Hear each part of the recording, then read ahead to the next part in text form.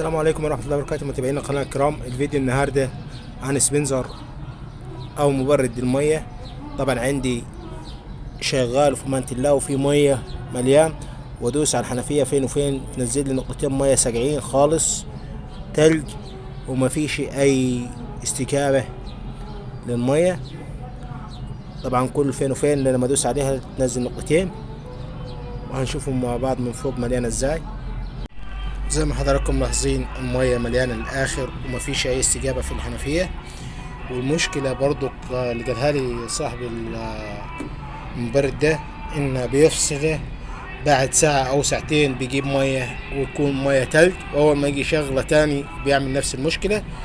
هنفك المبرد ده ونشوفوا إيه المشكلة بتاعته. تابعوا معنا الفيديو للآخر. طبعا هنا في مسمارين بتوعت الغطاء بفكهم.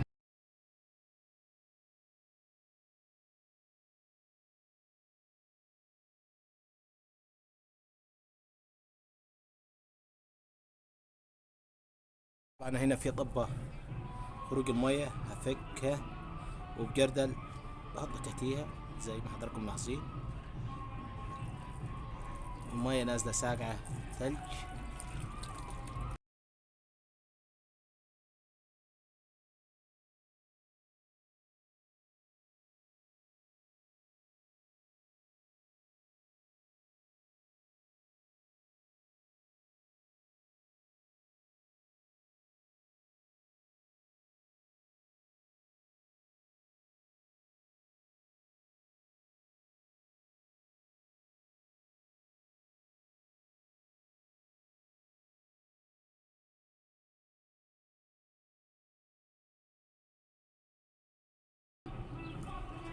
شلت الغطاء، بعد كده هشيل الغطاء بتاع السبنسر. طبعا هفكه الوسخة دي، وهنلاحظوا حتة التلج زي ما حضراتكم ملاحظين.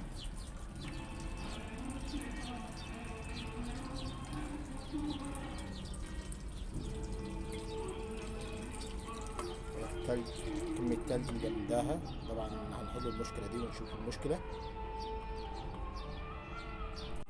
طبعا مشينا مع السرموستات الماسورة اللي راكبة في السرموستات اللي راكبة في الماسورة. طبعا هنا الصورة مش ظاهرة قوي. هشيل الفل اللي حواليه. هنبص هنلاقوا السرموستات بعيد عن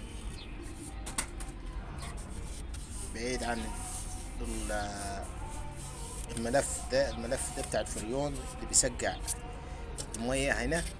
طبعا بعيد عنها. المفروض هو يبقى كده، المفروض يبقى ملامس للجسم ده عشان اول ما يسقع ويحقق درجة البرودة بيفصل معاي. ده بعيد عنه خالص زي ما حضراتكم ملاحظين. ده بحاله انه اقربه عليه واثبته فيه زي ما حضراتكم ملاحظين. ممكن هربطه بحتة سلكة، احاول اربطه بحتة سلكة من هنا.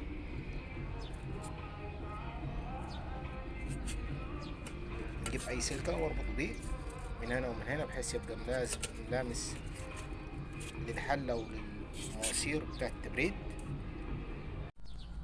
طبعا فكيت الاربع مسامير وهشيل الوش اللي فيه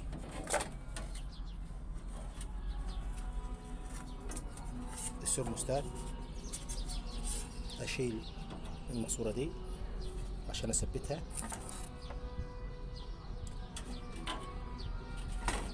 هنا زي ما حضراتكم ملاحظين.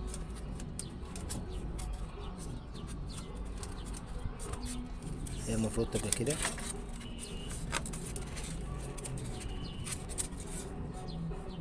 دي هنجيب لها سلكتين واربطها. طبعا نجيب سلكة هقشر حتتين طوال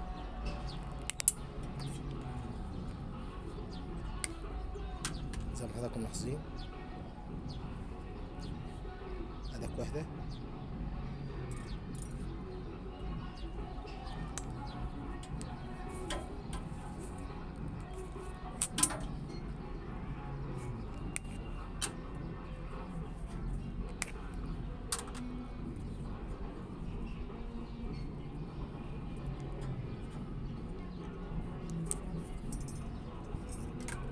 ولك الثانية. طبعا عديت السكتين زي ما حضراتكم ملاحظين.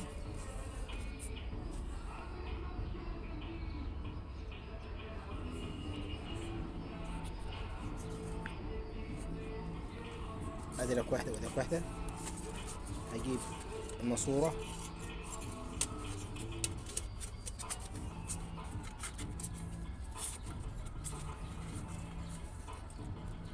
بعد كده هربط اول سلكة.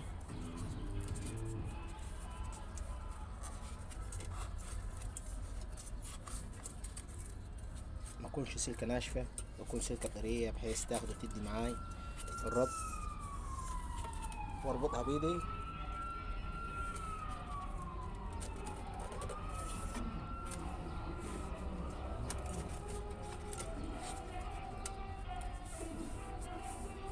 ودك الثانية.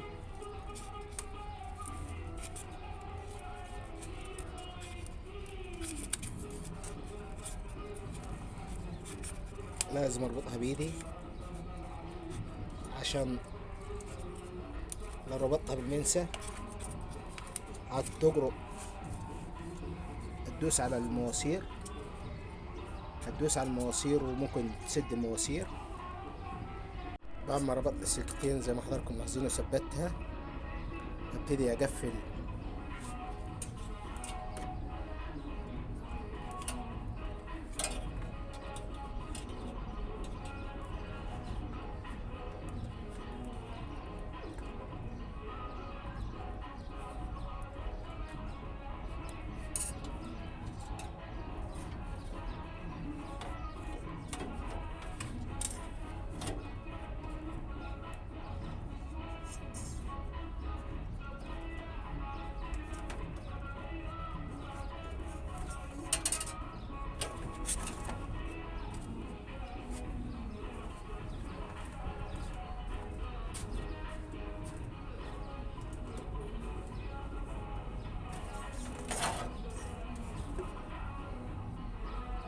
ابتدي افك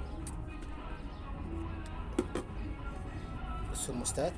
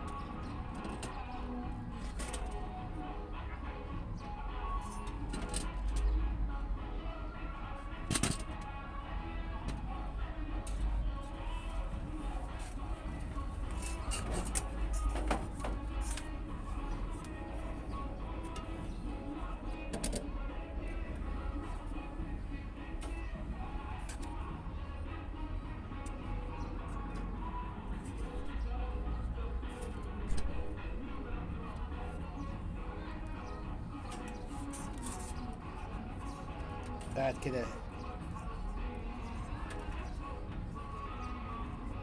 هجيب سلك السرموستات زي ما حضراتكم ملاحظين، وامسك الماسورة وابتدي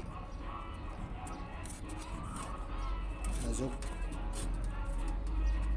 السلك واحدة واحدة زي ما حضراتكم ملاحظين لغاية لما جاب الآخر. بعد كده هجيب الغطا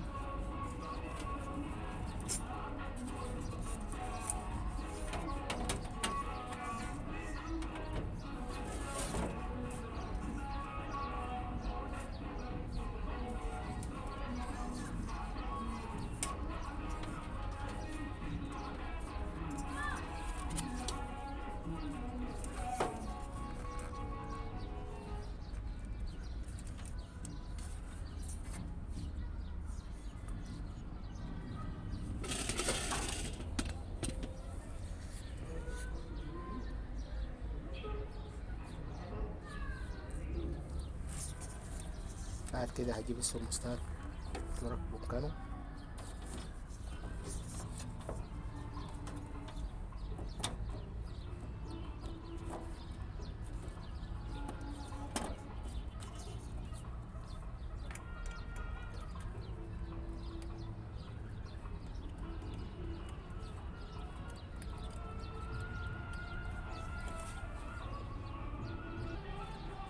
بعد كده هجيب الصامولة.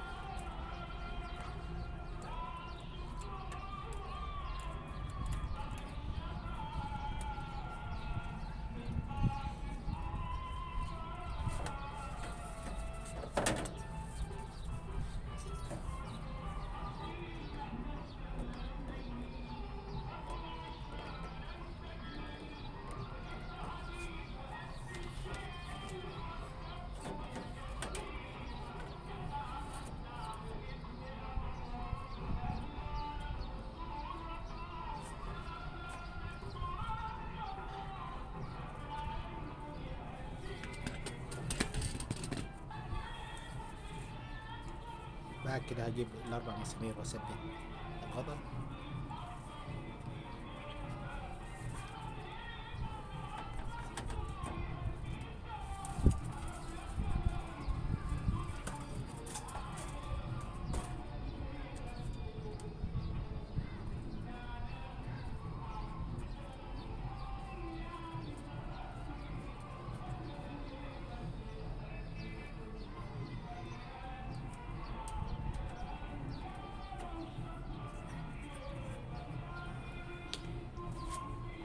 بعد كده هربط.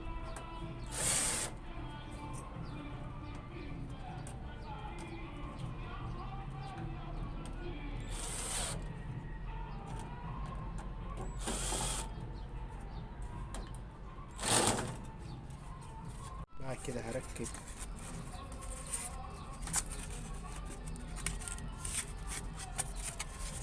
الفيلم.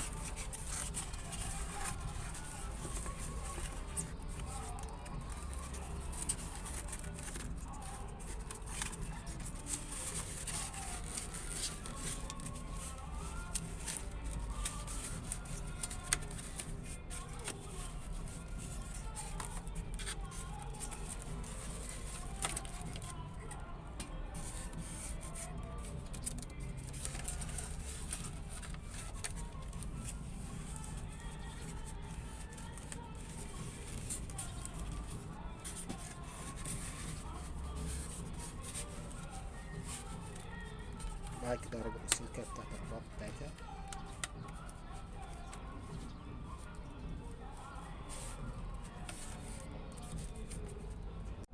بعد كده هجيب الضبة دي اركبها.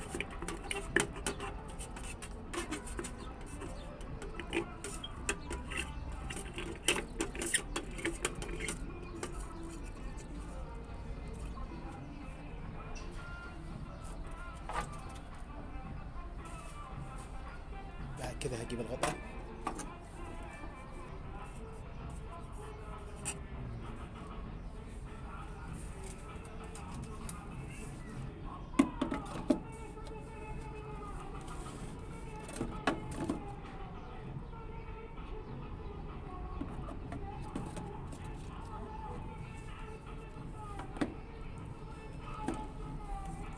هكده هلفها.